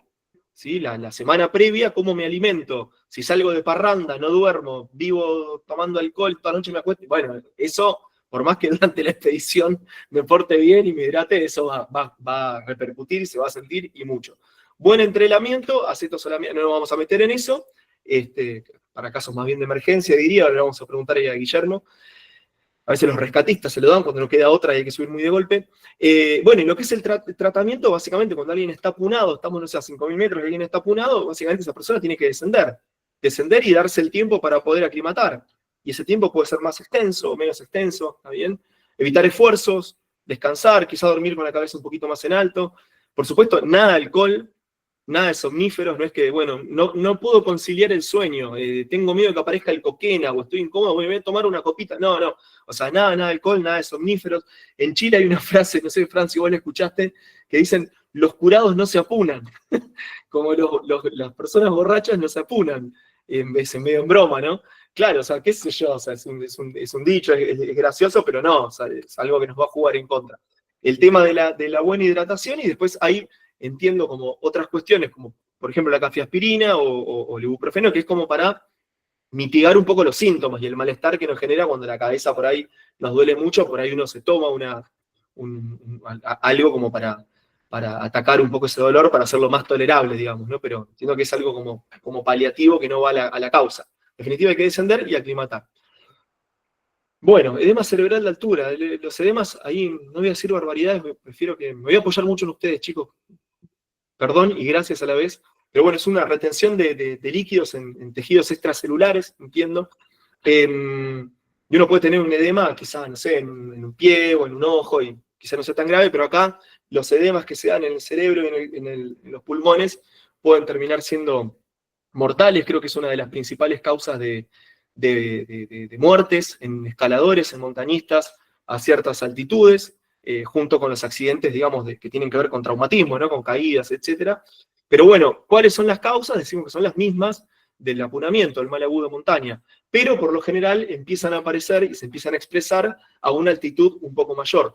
De nuevo, muy relativo esto, digo, hay registros. La otra vuelta leí un estudio de en qué altitudes se registran las frecuencias de ocurrencia de los cuadros de edema cerebral, y hay algunos que están bastante abajo. Eso me sorprendía. Digo, no todos son a los 6.000 metros, 6.500 metros, hay algunos que están bastante abajo, ¿no? Y tiene una mortalidad bastante alta de quienes no reciben atención rápida, de quienes no prestan, ¿cómo decir? No tiene una reacción frente a estos síntomas, ¿no? Por ejemplo, una persona que quiere seguir ascendiendo, o que se queda esperando aclimatar a 6.000 metros, y en realidad lo que está pasando es que se está viendo deteriorado, ¿no? Y si uno tuviera que sintetizar, los síntomas son muy parecidos a los del apunamiento, pero se combinan con como torpeza en los movimientos, ataxia, y compromiso de conciencia. Ahora lo vamos a ver con el test de Lake Lewis. Esto, ¿no? Como estoy medio perdido, estoy medio atáxico, torpe, me caigo, quiero caminar pan y queso o punta taco, como se dice, y me caigo para los costados, bueno, me está dando ahí una alerta de que puede haber un proceso de edema cerebral. Y bueno, mucho dolor de cabeza y posiblemente fatiga extrema, ¿no? Y acá, bueno, sí, el tratamiento, ahí uno puede decir, bueno, voy a ir con mi expedición con un Gamma Bag, no sé si vieron esas cámaras hiperbáricas, que son como unas bolsas, ¿no? Que se infla y genera como una atmósfera artificial más favorable para la recuperación de estos pacientes, pero son, en definitiva, paliativos, ¿no? Son como algo para, lo mismo que los corticoides, para atacar ese cuadro, para ganar tiempo para descender. Entiendo que no se puede aclimatar usando un gamma bag, ¿no? Entonces, en estos casos, por ejemplo, de un edema cerebral o pulmonar, el tratamiento es descender rápido, descender con cierta urgencia, ¿no? Y decimos que el edema no se cura si no se desciende, ¿sí? No se cura si no se desciende, no va a mejorar, o no lo sé si quizá puede mejorar, pero hay que descender, ¿sí? Esto del test de Lake Lewis, la otra vuelta leía algunos trabajos que criticaban el test de Lake Lewis y otros que lo defendían, muy interesante, y es como un test como que se lo puede autoaplicar una persona. Una cosa, no sé, te lo comento, Fran, a ver vos qué opinás, pero vamos, veía otros test que son mucho más precisos, por lo que veía de expertos que opinaban, pero claro, los tiene que aplicar un médico para poder juzgar con pertinencia a los síntomas, ¿no? En cambio, esto es bastante intuitivo, si se quiere, y habría demostrado como dar buenos resultados en la previsibilidad de cómo viene el cuadro, ¿no? Entonces decimos, bueno, hay como un conjunto de síntomas, como de dolor de cabeza, los gastrointestinales, fatiga, los vértigos o mareos, y las alteraciones del sueño, que se los va clasificando. Leve, moderado, severo, como mucho, poquito, nada, ¿no? Como para clasificar poniéndole unos números. Y luego aparecen síntomas que son más serios, o que por ahí son una alerta como más directo de compromiso de conciencia y ataxia, puntualmente estos dos, ¿no? Entonces, de alguna manera hay como una regla que he leído por ahí, en algunos materiales, algunos videos, algunos textos, que es esto: que cuando yo tengo un cuadro importante de apunamiento y se combina con una ataxia o con un compromiso de conciencia, uno debería considerar el riesgo de un edema cerebral hasta que abajo, en un campamento base, si hay asistencia médica, o en un hospital, un médico demuestre lo contrario, ¿no? Es como que si yo tengo estos cuadros, desciendo, asumiendo de que quizás tengo un edema cerebral, desciendo rápido para recibir debida atención, y eventualmente el médico me dirá: no, Ricardo, te apuraste, te equivocaste, lo que tenías era un ataque de pánico, no tenés nada. Bueno, volveré la temporada que sigue a hacer mi intento de trekking, de montaña, de lo que sea, pero me cubrí, ¿no? Entonces decimos esto, es como, es edema cerebral hasta que se demuestre lo contrario, ¿no? Síntomas de puna fuerte combinados con ataxia o compromiso de conciencia. Y decimos esto, no existe el apunado desorientado, ni alucinado, ni descoordinado. O sea, yo puedo estar muy apunado, pero no voy a estar divagando, ni tirando mordiscones, ¿no? Como que eso ya son síntomas que nos están dando una alerta como muy concreta. El edema pulmonar, básicamente en lo que es causas se va a repetir, ¿sí? Como que por ahí hay algunos valores que varían, los dejamos acá en la placa, pero en definitiva los síntomas son los mismos, o sea, como un ascenso muy vertiginoso, que no, sin tiempo para la aclimatación, etc. Y nos van a dar síntomas que son más propiamente respiratorios, la particularidad, y lo vamos a notar en eso, ¿no? Como una fatiga que va en crecimiento hasta llegar a un agotamiento físico de que la persona no se puede levantar. Esta coloración azulada, a veces por la falta de oxígeno, nos vamos poniendo medio azules, medio morados, porque no estamos oxigenando bien. Y bueno, y sobre todo, yo creo que lo que es más directo es como la tos, la dificultad respiratoria, como ese gorgoreo, ¿no? Cuando respiro, que siento como si tuviera como burbujitas, o bueno, cuando muchos relatos y casos que directamente se escupe como, bueno, como una tos con sangre ya avanzado, o como un esputo lechoso, como una saliva blanca, ¿no? Como una flema blanca. Bueno, son síntomas ahí que nos están alertando del edema. Prevención es lo mismo, correcta aclimatación, descenso tranquilo, pausado, cuidado, y el tratamiento es bastante parecido, digamos, en lo que hace a del tratamiento de fondo, hay que descender y muy rápido, ¿no? Y de nuevo, en una gama UVAC puede ser algo para atacar y contener ese cuadro, para que no se agrave, para que esa persona no se muera, pero en definitiva no queda otra más que descender, ¿no? Bueno, y acá creo que nos pasamos para hipotermia y esto. Y una cosa muy importante, acá pensando en los colegas de nuevo que están en la zona de Cache, que están en la zona de Salta, es que a veces uno se encuentra con una persona que por ahí puede tener un edema cerebral que se está desarrollando, que está empeorando, y no lo podemos saber a ciencia cierta, primero porque no somos médicos, y segundo porque no vamos a tener cómo terminar de comprobarlo sin aparatos, sin ir a un hospital, etc. O un edema pulmonar, lo mismo, ¿no? Y a veces esa diferencia de unas pocas horas puede puede ser muy grave, digo. Como que si hay sospechas basadas en alguno de estos elementos, ¿no? Por ejemplo, este test que decíamos, o vemos la persona que está muy desorientada, o lo que sea, habría que tratar de bajar muy, muy rápido, ¿sí? Lógicamente, si yo estoy, no sé, en el nivómetro, como mencionaba Tito, y tengo que bajar de ahí, y son las 3 de la mañana y está nevando, y bueno, quizá es más el riesgo que asumo intentando bajar rápido de noche, por una geografía muy escarpada, muy peligrosa, que permaneciendo en la carpa hasta que clarea, hasta que sale los primeros rayos del sol, y encarar ese descenso, bueno, lo antes posible, pero eso obviamente hay que evaluarlo en cada caso, pero lo que yo digo es, si se puede descender, hay que descender, porque quizá el transcurso de 2, 3, 4 horas, ahí de nuevo, pregunta para los chicos, pero digo, 2, 3, 4 horas puede ser que una persona que quizá estaba en condiciones de valerse por sí mismo, o parcialmente por sí mismo, para descender. ¿Qué quiero decir? Que por ahí uno le saca la mochila, le carga la mochila, y lo ayudás un poco, lo apalancás un poco, y puede ir bajando solo. Quizá en 6 horas, en 10 horas, esa persona hay que cargarla. Y ahí, quienes nos ha tocado en algún momento agarrar una tabla, ¿no? Para bajar a alguien que está, y bueno, sabemos lo complicado que es en lugares donde no hay senderos, ¿no? Entonces, el descenso rápido no solamente tiene que ver con prevenir que el cuadro empeore, sino también con aprovechar esa posibilidad que tenemos de que esa persona descienda, por lo menos colaborando o valiéndose por sí mismo, o parcialmente por sí mismo, ¿no? Eso es bastante importante. Bueno, hipotermia, vamos medio redondeando, estamos bastante bien con la hora.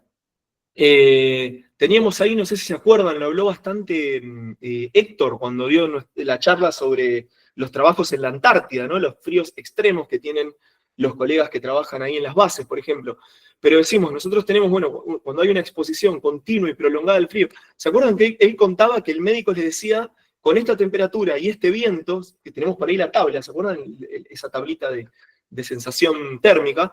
Con este viento y con este frío, con esta temperatura, podés estar trabajando afuera tantos minutos, ¿no? Entonces salían los muchachos, trabajaban ahí un rato y tenían que volver para recuperarse. Bueno, cuando la exposición es continua y muy prolongada al frío, que obviamente esto es directamente proporcional a la temperatura, pero juega muchísimo el viento, se pueden dar cuadros como de hipotermia, ¿no? que hay deshidratación, mala alimentación, agotamiento, equipo adecuado, por supuesto son cosas que van concurriendo a que eso también, como agravar el cuadro o a facilitarlo. Un equipo adecuado, obviamente, si voy en remera, estoy muy mal, ¿no? Y los síntomas, bueno, básicamente es el descenso de la temperatura corporal. Yo ahí les dejo ya de adelante una pregunta ahí para los médicos, ¿cómo hacen para medir la temperatura corporal si, por ejemplo, tienen termómetros específicos? Porque normalmente los termómetros que un guía de trekking, un guía de montaña, por ahí lleva a una expedición, es el termómetro común, el termómetro de mercurio, ¿no? Que te marca por debajo de 35, no suele registrar. Entonces, a veces se usan los termómetros ambientales que uno pone afuera de la carpa, que son más imprecisos, tienen una imprecisión de 1 grado, pero si alguien está con 30 lo va quizá a detectar, ahí les pregunto un poco, pero decimos esto, ¿no? Como que tiene un gradiente, que es más leve, moderado, y conforme se va perdiendo temperatura, esa persona, bueno, va pasando a un cuadro cada vez más grave, ¿no? Que lleva finalmente a la muerte, ¿sí? De alguna manera, bueno, sí, nada. Y prevención, bueno, es básicamente equipo correcto, ropa seca. Ahí, me acuerdo el año pasado, Fran, vos comentabas algunas discusiones, como diferentes propuestas para cómo abordar a alguien que está mojado, ¿no? Si sacarlo y después abrigarlo, o si envolverlo, el burrito que nos explicaba, seguir directamente con eso, pero digamos, es cortar la pérdida de temperatura del propio cuerpo, como permitir que el cuerpo de alguna manera pueda ir recuperando su temperatura. Hay técnicas de recalentamiento activo y pasivo, podemos intentar como hacer algunos saltitos, algo como para recuperar, tomarnos alguna bebida caliente, ¿sí? Como para ir, y saber huir, decimos. Esto siento que es un curso bastante cobarde, pero prudente, decimos, ¿no? Saber huir cuando estamos de alguna manera en una situación que es crítica, bueno, es descender o bajar, abortar nuestra intención de subir a tal cumbre o llegar a tal lugar, ¿no? Como saber cuándo cortar esa expedición puntualmente. Y los congelamientos, básicamente, tiene que ver con un proceso similar de exposición a muy bajas temperaturas, a exposición a sensaciones térmicas alimentadas por fuertes vientos, por ejemplo, pero se da mayormente en extremidades, ¿no? Por ejemplo, la punta de los dedos, de los pies, de las manos, la nariz, bueno, diferentes partes del cuerpo, pero lo más normal son los dedos de las manos y los dedos de los pies. Recuerden ahí en nuestra clase de meteorología, que lo hablamos en la charla de la Antártida, esto de, en ciertos contextos de sensación térmica muy, muy bajo, sacarse los guantes es algo que uno puede hacer durante 10, 15 segundos, porque luego los tejidos se empiezan a congelar, pues son temperaturas muy extremas, ¿sí? Y en algún punto, entiendo yo que en cuadros de fuerte exposición al frío, el cuerpo de alguna manera como que prioriza la caldera central, digamos, ¿no? Como que dice, bueno, yo tengo que salvar este organismo, llámese Ricardo o Francisco o Guillermo, y dice, bueno, concentro, bueno, donde está mi corazón, el hígado, los pulmones, ¿no? Y bueno, y la punta de los dedos son habitaciones, dependencias de este hotel, son dependencias muy alejadas que son más prescindibles de alguna manera. Entonces, bueno, hay algo ahí también como de que el cuerpo en su propia defensa, ¿no? Del calor que tiene, deja de transmitir tanto calor a esas extremidades, ¿no? Como esas periferias. Bueno, prevención, materiales apropiados, siempre secos, movilidad de los dedos, esto es algo que seguramente a más de uno le habrá pasado, que a veces uno se pone tantos pares de medias, o por ahí unas medias que nos dijeron que eran re buenas, y por ahí nos corta un poquito la circulación, o nos quita movilidad. Es importante como poder, con los deditos del pie hacer esto, o con los guantes, por ejemplo, los mitones que hacen que los dedos estén juntos y no separados uno por uno, ayudan a cierta movilidad, ayudan a cierto contacto, ¿no? Esto es importante. La hidratación y después lo mismo, saber huir, saber cortar, descender, salir del frío. Digo, no esperar a ver que tengo los dedos blancos para decir, epa, puede haber un congelamiento. Cuando no esperar a no sentir los dedos o no sentir la nariz, o sea, anticiparse a eso, ¿no? Cuando uno ya, todos lo hemos sentido seguramente, el entumecimiento de los dedos o de la nariz, muy común, o de los dedos del pie, que decís, che, no siento los dedos del pie. Encima nos vuelve torpes, nos quita seguridad en nuestra marcha, digo, porque no pisamos igual, etc. Pero digo, lo ideal es no llegar a ese punto en el cual no siento las manos y digo, bueno, no, tranqui, porque ahora en 3 kilómetros monto campamento y recaliento. Ojalá que no tengamos que llegar a atravesar esas situaciones, ¿no? Y después, bueno, tratamiento esto como de tener el contacto con el frío, proteger el trauma mecánico, porque esas extremidades pueden estar como muy torpes, si se quiere. No lo veo acá, pero entiendo que hay una recomendación que es no recalentar estas extremidades si no estamos seguros que no van a volver a sufrir congelamiento. Digo, no sé, yo tengo un dedo que tiene no sé, está congelado, tiene un principio de congelamiento. Por ejemplo, no tirar una cosa muy común que he visto, de que por ahí la gente saca una cantimplora que tiene agua tibia o por ahí tiene un té, lo pone en la tapita y mete los dedos ahí, ¿no? Entonces, claro, durante un minuto reciben algo de temperatura, pero luego, si sigo estando en el mismo lugar donde me había congelado, a los pocos minutos se va a volver como a recongelar. Y entiendo que es peor ese descongelamiento y recongelamiento de las extremidades. Más bien protegerlo, descender y tratar de dar tratamiento adecuado de nuevo abajo con profesionales pertinentes. Bien, y hicimos muchas cosas más. Acá vimos algunas cuestiones. Fíjense que no vimos absolutamente nada de traumatismo, hay un montón de cosas. Pero Ricardo, decimos. Sí, Fran, ahí justo Guille quería decir algo y yo también quería compartir una cosa más. Escuchemos la Guille dale, y después te digo algo más.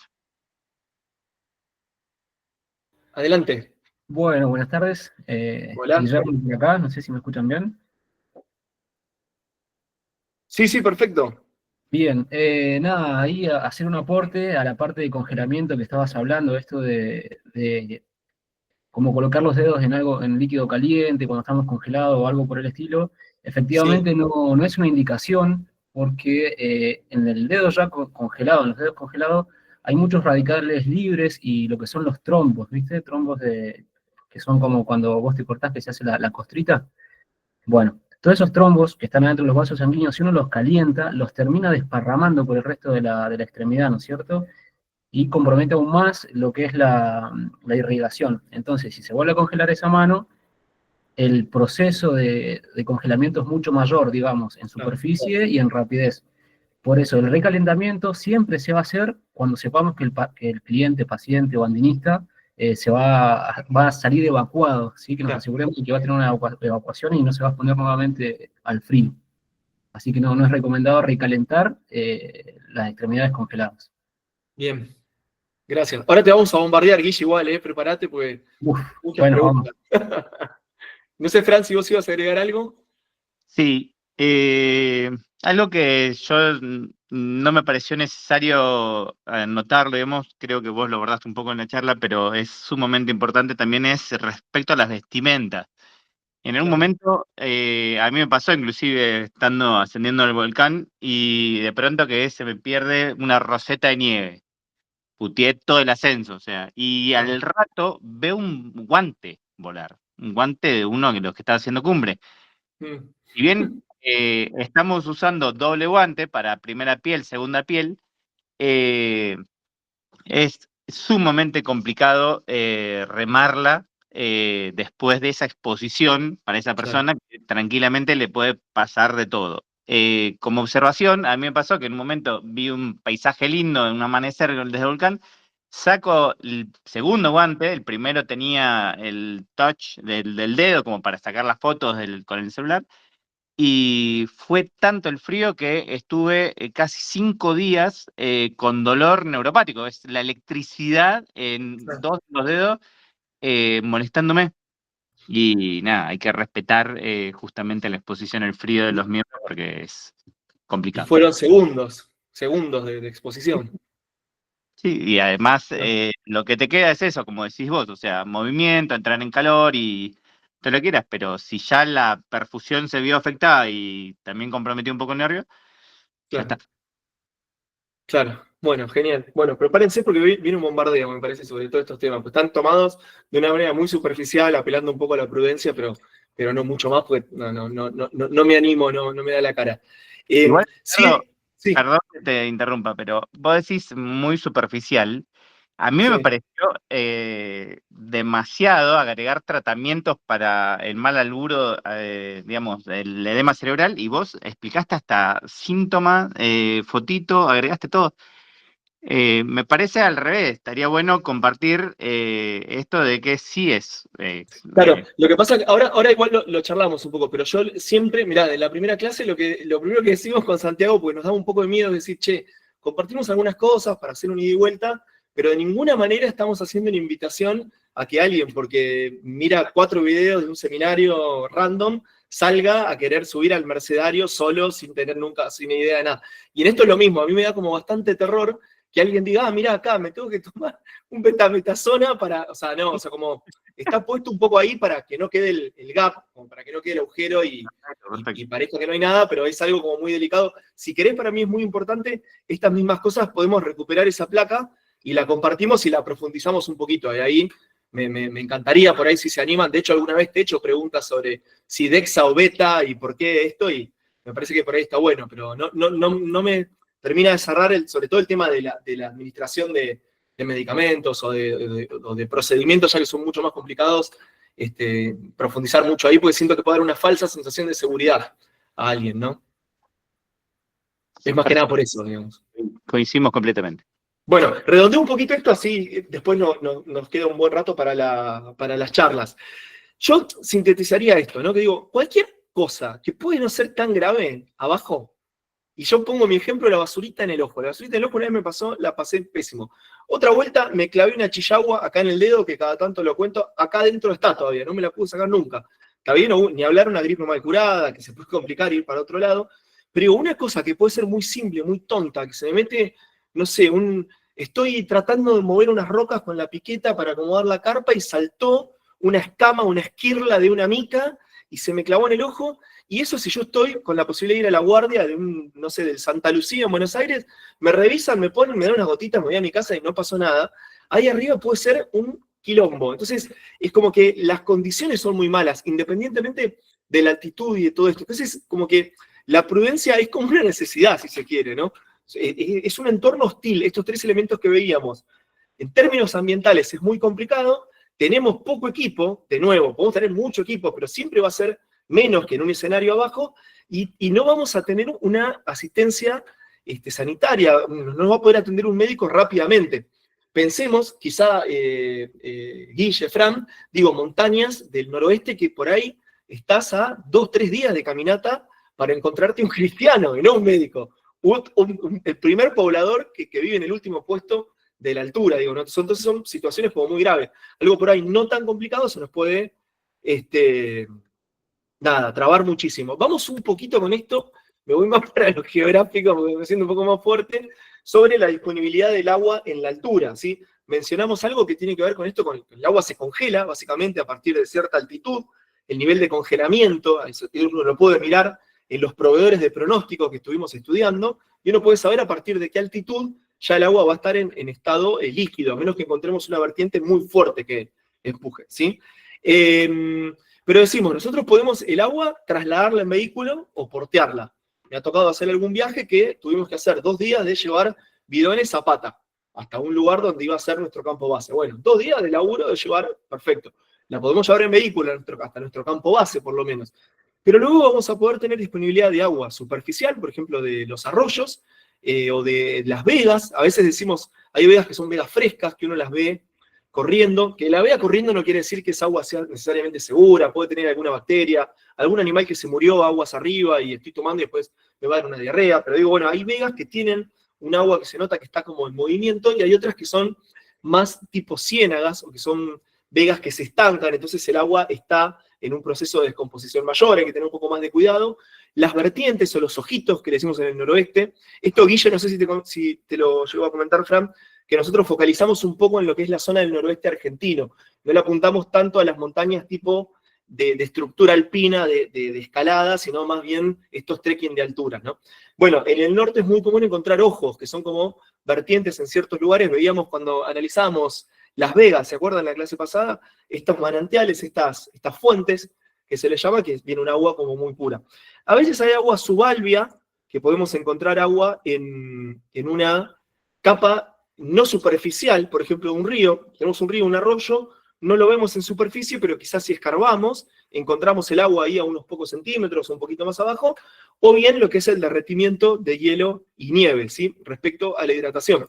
Pero no es una cosa menor y es algo que debería todo guía, todo coordinador o alguien que va un poco de manera más autónoma, planificar muy bien. Así como uno planifica la vía para un ascenso, la ruta, digamos, esa ruta debería contemplar dónde voy a ir aprovisionándome de agua, de dónde voy a sacar. Y atención con la concentración de minerales, ¿no? No todo el agua que encuentro en la montaña es necesariamente potable, ¿sí? Y atención con la presencia de animales, o sea, de básicamente las deposiciones de las vicuñas, de las vacas, si estoy en una zona no tan alta, o animales que han muerto, que por ahí quedan un poquito arriba, que es muy común tomar agua, además que no estamos quizá acostumbrados a tomar ese tipo de agua que tiene cierta carga de minerales distinta a la que tomamos abajo, en nuestro pueblo, en nuestra ciudad, y podemos pasarla mal. Nada más feo que andar tratando de escalar una montaña por un nevero y estar con diarrea. Es una sensación muy fea, ¿no? Disponibilidad de hornalla, el tema de las pastillas de potabilización. En algunos casos, esto lo aclaro porque como nosotros tenemos mucho componente de gente que viene de investigación, no necesariamente montañistas, digámosle, deportivos o recreativos, hay muchos que están laburando en investigación, a veces uno puede llevar un reactivo de pH. Entonces podés ver, por lo menos el pH del agua te tira una indicación, no te va a decir, no te va a asegurar la concentración o no de minerales, pero podemos rápidamente con un pHímetro, por ejemplo, ver si estamos tomando un agua de pH 2, ¿no? ¿Está bien? O para tener una base. Bueno, ahí como algunas figuras de estas que les mencionaba. El tema del agua subalvia, también hay una cuestión ahí con los minerales y esto, pero muchas veces van a ver que en ciertas zonas de montaña van a ver como un curso de agua, como una línea de drenaje superficial, que quizá en ese momento del año está seca, pero igual notamos que hay cierta humedad, la notamos porque hay vegetación, a veces asociada, o porque incluso esto es en la pampa de Huachalaste, al norte del Salar de Jama, rumbo al Nevado de San Pedro, Nevado de Poquis, el Nevado de Zapaleri, digamos, se ve como esta especie de arroyo que no tiene agua en superficie, pero que se lo ve húmedo. Incluso veíamos que había ranitas saltando por ahí. Claro, cuando uno escarba un poquito, encuentra el agua ahí a unos 20, 30 centímetros. Entonces, no es lo ideal, es un agua que tiene un sabor bastante fuerte, hay que ver qué carga de minerales. Pero digamos, en una situación extrema, que no tengo agua, no me queda otra, yo podría escarbar, esperar que decante un poco, para que no tenga tantos sedimentos en suspensión, y hacer una recarga de ahí. En el Yayaco lo he visto, en Jefatura de los Diablos, en el Chañi lo he visto, hay varios lugares donde uno puede encontrar agua como de esta manera. Y después lo regular. Y cuando hablamos de las vegas, digamos, no es lo mismo una vega que tiene cierta, como tenemos acá en la segunda foto donde estoy con el cursor, ¿no? Que tiene cierta fluidez, ¿no? Como está fluyendo en superficie, de las que están más estancadas, que vemos ahí que hay, bueno, plantas en descomposición, seguramente algún animal muerto ya hace un par de meses, bueno, etcétera, ¿no? Al pensar los alimentos, de nuevo, muy superficial, entiendo que esto, Fran, vamos a poder pimponear y sacarte el jugo, pero decimos no solamente considerar la eficiencia en... O sea, primero, considerar la eficiencia en pesos. O sea, yo no me voy a llevar... me acuerdo una vez, no sé si te acordás, Fran, cuando fuimos con Daniel, el cruce a Chile por San Juan, por Calingasta, llevamos unas compotas que venían en unos blisters. Estaba buenísimo, porque claro, a 4.900 metros te tomabas eso y era bárbaro, era como tomar una fruta fresca, que al 10º día de expedición, sin contacto con otros seres humanos, no podés tener fruta fresca, es muy difícil, tenés fruta seca, y eso estaba buenísimo, pero claro, te aportaba 30 calorías por cada medio kilo, ¿no? Entonces, como que ahí hay una cosa que uno va viendo de que sea alimentos que, bueno, que sea por ahí disecado, liofilizado, que sea alimento más compacto, ¿no? Pero después también no es solamente una cuestión de calorías, eso es importante, como que hay otros nutrientes que vamos a necesitar específicamente. Después siempre apelamos a considerar la digeribilidad que va a tener en la altura, o sea, yo esto creo que es una cosa bastante obvia, bastante conocida, pero no voy a ir a comer comida muy, muy pesada a cierta altitud porque me va a caer mal. Esto es muy importante, seguramente vos, Fran, lo vas a enfatizar, decimos no innovar, digo, ¿no? O sea, si yo nunca como comida de sobrecito liofilizada, no voy a ir justo por primera vez y voy a abrir uno a los 6.000 metros a ver cómo me va. lo voy a estar comiendo antes, tratar de comer lo que uno más o menos come, o ir entrenando, si se quiere, el aparato digestivo, si voy a tener que comer sí o sí ciertas cosas, ¿no? Después, a veces también la comida es un momento de recuperación, no solamente física, sino también psicológica. Entonces, a veces comer rico, ¿no? Comer algo que nos gusta, que nos hace sentir mejor, puede estar muy bien. Y después todo el tema de lo que son los puntos de reserva. Esto lo vimos ya en la clase 2, o la clase 2 creo que fue, de esto de los acopios, ¿no? De los sarcófagos. Cuando dejamos comida tenemos que tener cuidado con los roedores, sobre todo en las zonas de altoandinas hay muchos roedores, si nosotros dejamos un queso, no hay chance de que cuando volvamos. Entonces lo que se le hace son como unos sarcófagos de roca, como si lo amuralláramos para que no puedan entrar, ¿no? Y los dejamos marcados, por ejemplo, para nuestro regreso poder tener una reserva de comida y no haber tenido que cargarla hasta la cumbre y bajar, que no tendría sentido. Y creo que esta es la última diapositiva, o casi, el tema de considerar los problemas de cocción en la altura. Yo esto no sé si lo tienen tan claro, pero así como, por ejemplo, Marce, en nuestra clase sobre geología de montaña que nos dio el martes pasado, él comentaba y explicaba, bueno, que a ciertas presiones los materiales se comportan de una manera diferente, ¿no? Entonces, uno dice, bueno, el agua hierve a 100 grados. Parece una cosa, claro, hierve a 100 grados a altitud cero, altitud sobre el nivel del mar. Cuando yo estoy a altitudes mayores, el agua se comporta de otra manera. Y en realidad, todos los materiales se van comportando de otra manera, ¿no? Pero les habrá pasado que quizás quieren hacer unos fideos a 5.500 metros y les quedan como medio babosos. Como que, claro, porque el agua está hirviendo a una temperatura menor, por ejemplo. O habrá quien le sucedió que se llevó un cartucho de gas y se le ocurrió llevarse un paquete de lentejas secas, que es una muy buena comida, sin duda, pero claro, tardan mucho en cocinarse, en cocerse, digamos, si no están prehidratadas, ¿no? Entonces, bueno, hay algunos tips ahí, como por ejemplo, la posibilidad de prehidratación. Cuando yo estoy en un campamento base y voy a ir a hacer voy a hacer un porteo de un equipo y voy a volver a ese campamento base, yo puedo dejar, por ejemplo, una botella o en una olla, los garbanzos, las legumbres, ir hidratando esa comida para ahorrarme minutos de consumo de gas, por ejemplo, y facilitar ese proceso, que se cocine más rápido. Después, esto me imagino que lo conocen, la no gasificación del gas butano. De nuevo, ¿no? A ciertas temperaturas, el gas butano, cuando estamos bajo cero fuerte, por ejemplo 5 o 6 bajo cero, esos cartuchos de gas son de gas butano, el gas butano es como que se pone líquido y no sale, no gasifica. ¿Está bien? Entonces tener en cuenta eso, porque cuando uno lleva los de butano propano, hay que ver qué proporción tiene, porque el propano sí sigue tirando a menores temperaturas, pero por ahí lo consumís y te quedás sin ese componente específicamente.